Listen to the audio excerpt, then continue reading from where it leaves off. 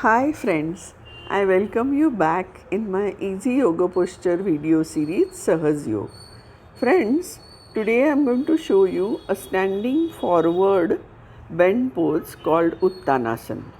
In Sanskrit, Ut indicates deliberation or intensity. The verb tana means to stretch, extend, or lengthen out.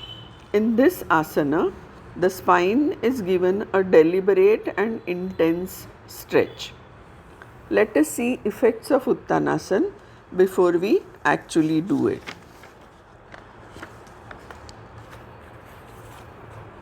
I am sure after knowing the effects, you are eager to know its technique. So, let us proceed to its technique.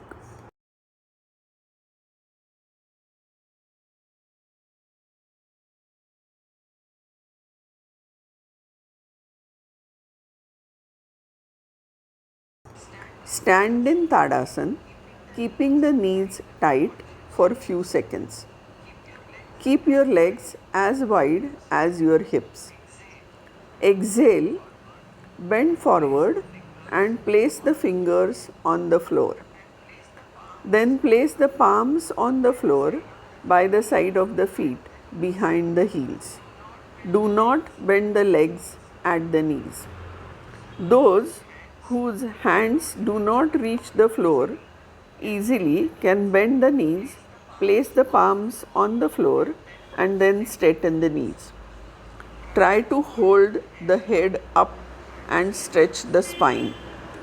Move the hips a little forward towards the head so as to bring the legs perpendicular to the floor. Remain in this position and take 2 deep breaths. Exhale, move the trunk closer to the legs and rest the head on the knees.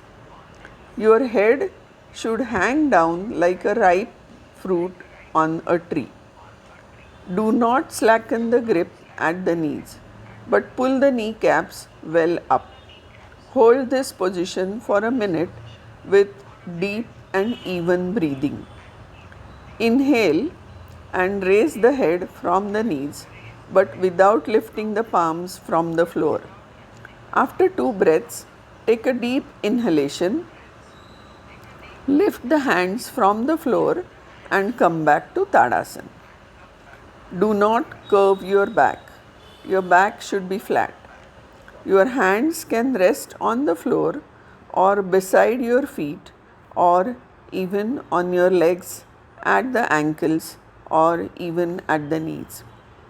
If they do not touch the floor easily, you can keep them just below your knees or at the ankles. Precautions for Uttanasana are: do not have any meals before practicing this. Do it on an empty stomach. There should be a gap of at least 4 to 6 hours after the meals. Do not practice this if you are suffering from glaucoma or sciatica. Pregnant women should not do this. Avoid this if you have a lower back injury or injury in your ankle joint or knee joint. Friends, Uttanasana is not a beginner's pose. One should be flexible to practice this. It stretches our hamstrings, hips, and calves and strengthens the knees and thighs.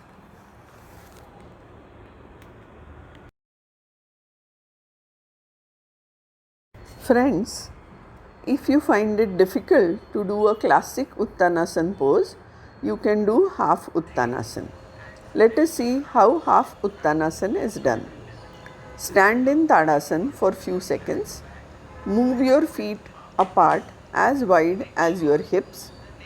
Exhale and spread your arms in the front at shoulder level and come forward with a flat back and hold halfway. Make sure your neck is in line with the rest of your spine.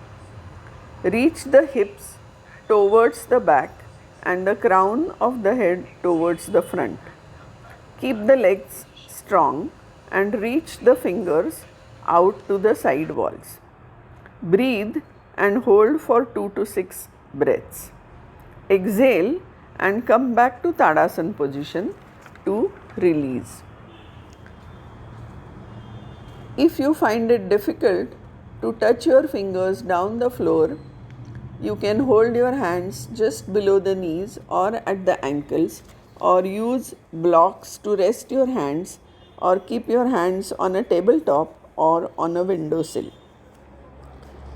One can also do Uttanasana by resting your hips against the wall and keep your legs about 1 foot away from the wall, and bend down and try to reach your head to your knees. This is slightly easier because your hips are resting against the wall.